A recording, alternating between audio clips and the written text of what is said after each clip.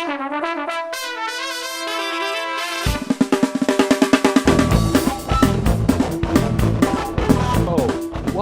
to the second edition of what we're calling the Shoot Podcast here. And again, I'm joined by Andrew Wakschlag, who is the author of 10 Squared, which is a great book about the best player, 10 best players of all time. And I think we're going to talk, as we do in the off season, about like silly topics and about the history of basketball and have barroom conversations. I think that's the point. And I'm calling it the Shoot because I'm going to work heel. So Andrew, say hi. Hey everybody. So, and Brian, who's our producer, can you say hi as well? Hey everyone, thanks Arturo and thanks Andrew for coming on. I'm excited for the show.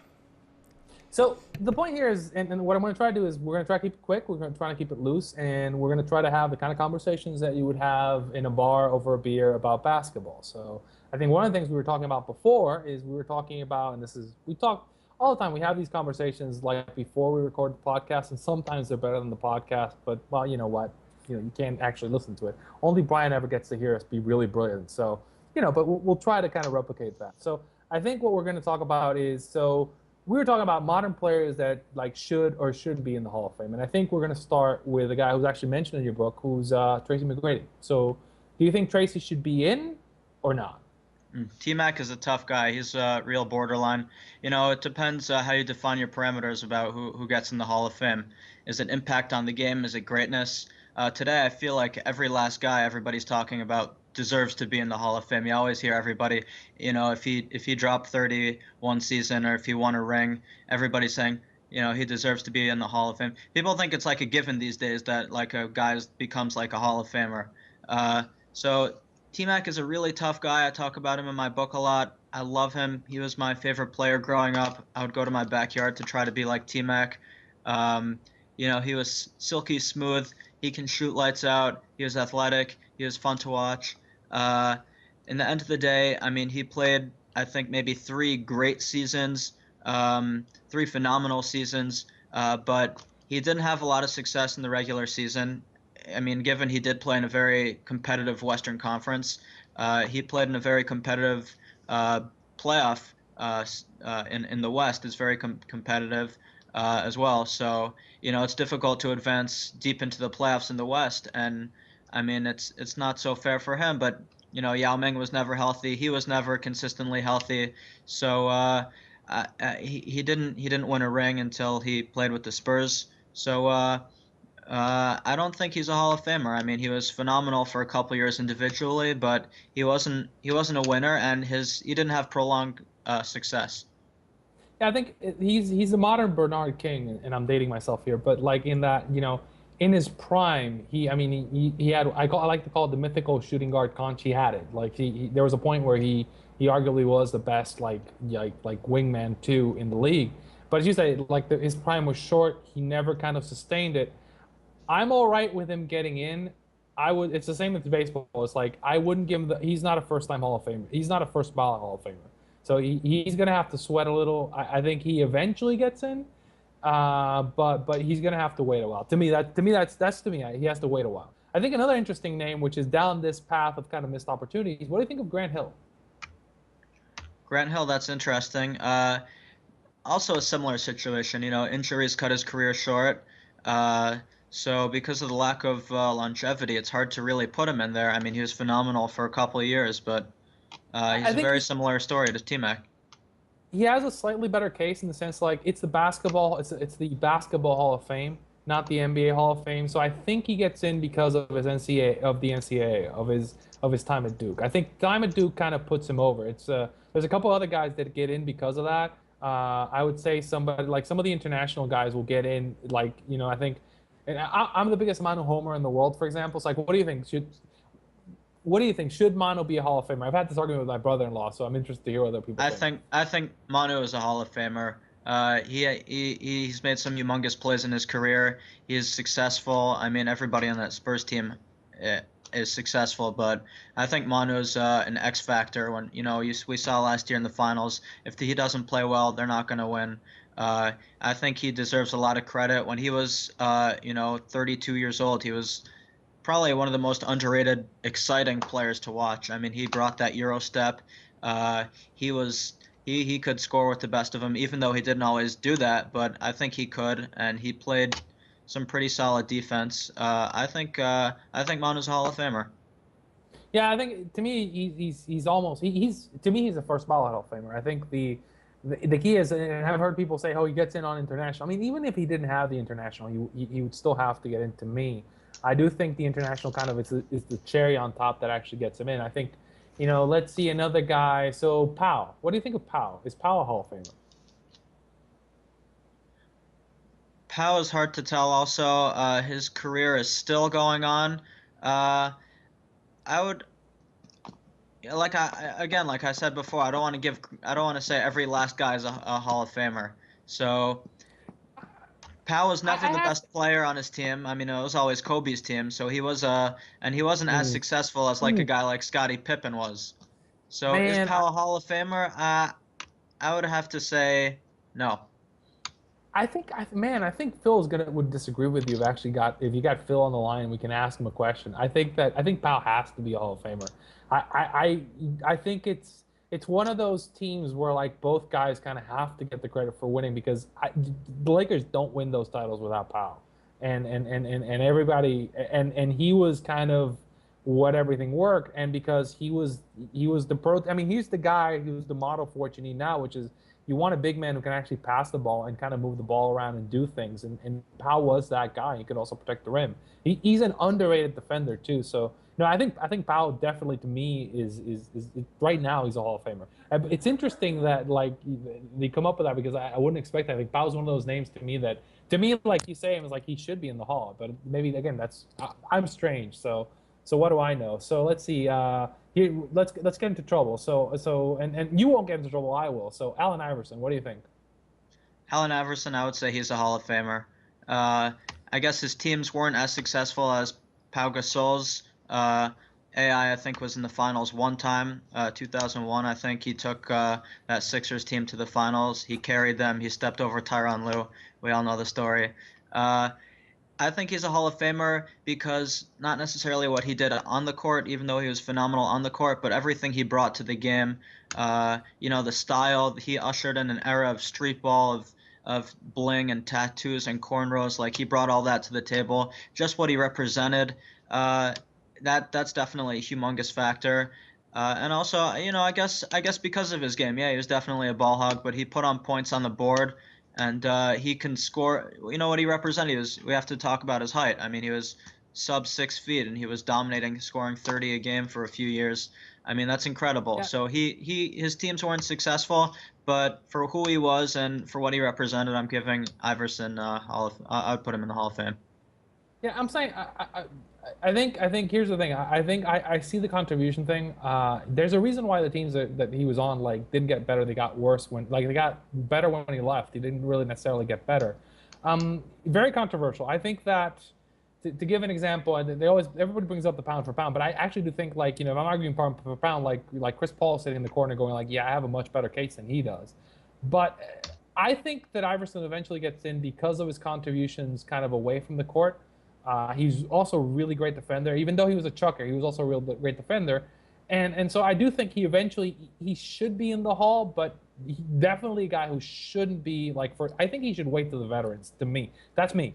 But again, I'm like I'm not I'm not an Iverson guy. I'm actually going to talk to two guys who are kind of linked to it. And I think we'll end with Let those. me It's like let me so. just ask you. So would you give Pau Gasol the edge in the Hall of Fame over Allen Iverson?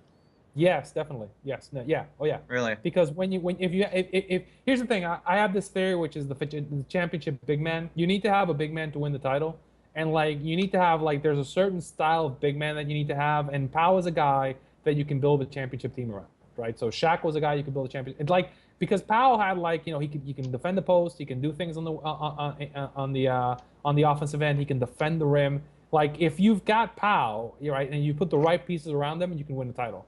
And if you do that and you win a few rings and you're like in three finals and you've also got the success with Spain, yeah, then he's a guy who if you have Powell on your team, we were arguing about this, it's like if you were drafting, in 2008, and or like anywhere from 2005 to 2010, and we were drafting NBA players, like Powell goes in the top 5 or top 10, right? So because he just does things. and I think that puts him over. I think Iverson is a more problematic figure because there's real arguments to be made that he didn't necessarily make his teams better.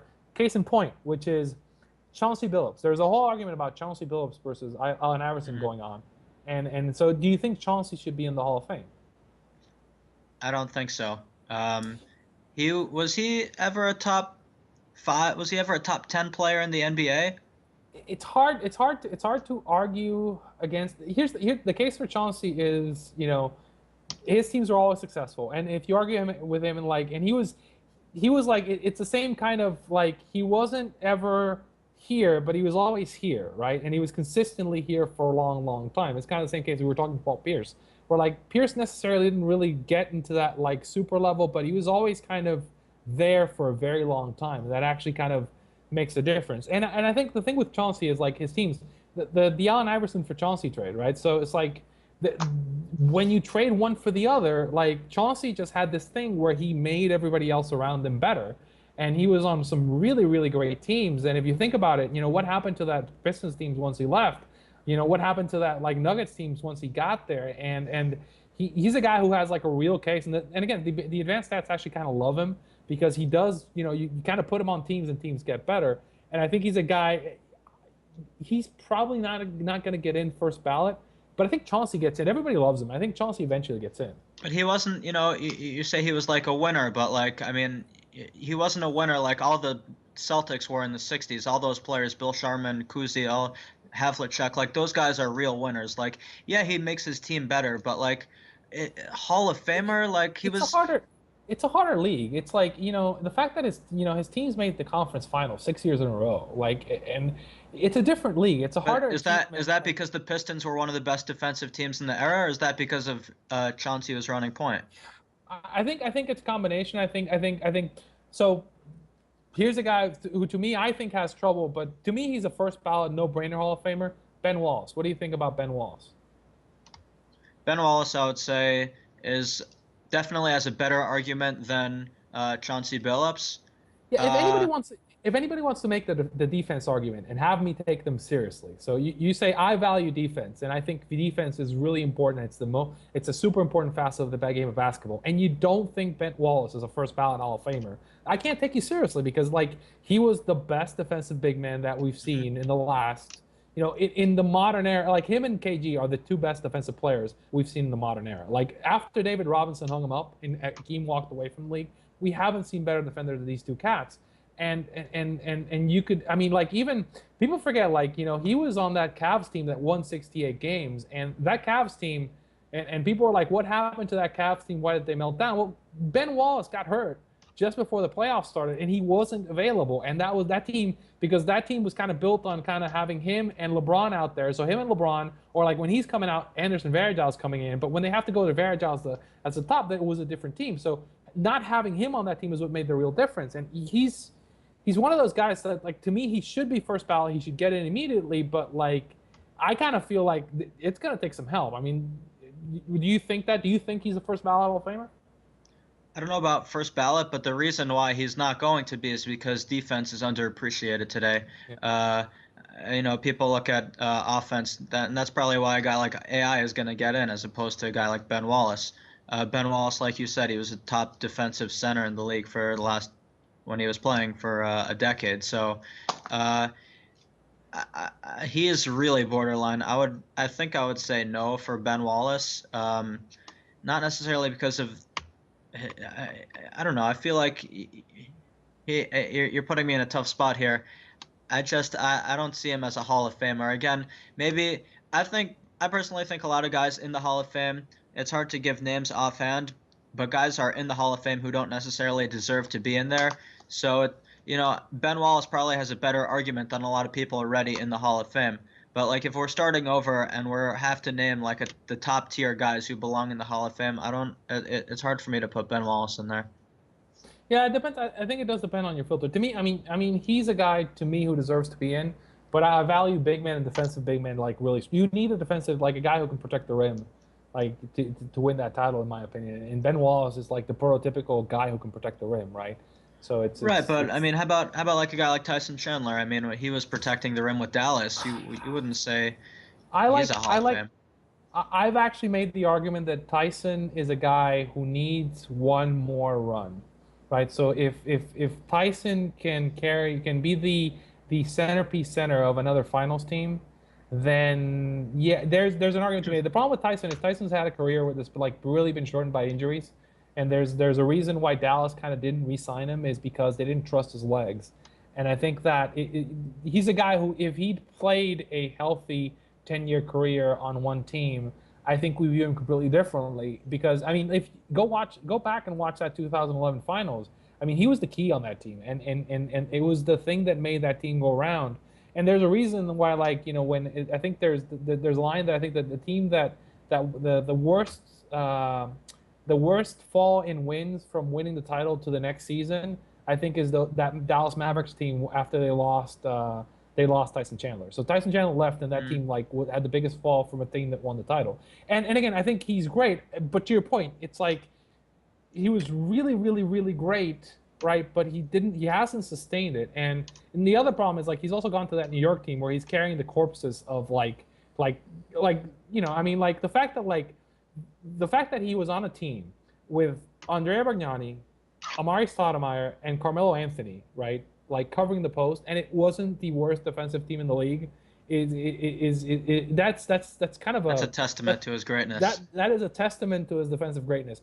But I mean, I've said like I've written this where I said like I think if this Dallas, let's say hypothetical, let's say this Dallas team is great and they have one more run in him, and they can somehow get through the West and get to the finals, which would impress the crap out of me if they actually managed to do that, then you really have to reevaluate Tyson's credentials. I think he's as I said, he needs to give me more, right? I think he certainly has the skills, but to your point, does he deserve to be in the Hall of Fame right now?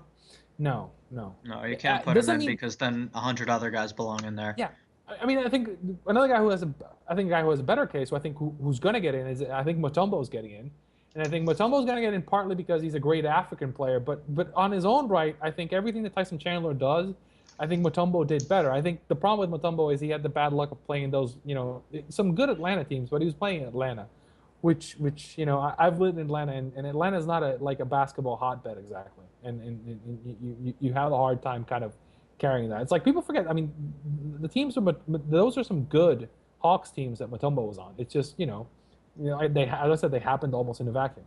So you think Mutombo should get in, for example? I think Mutombo. I think Mutombo goes in. Yeah. I guess also the African adds to it.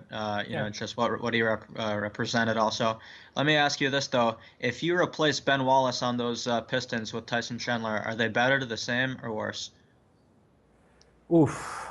Are we assuming the same degree of health for both players? Yeah, let's say they're both healthy. I think their ceiling is higher. Because I think on a talent level, I think Tyson Chandler is a better all-around player than Ben Wallace.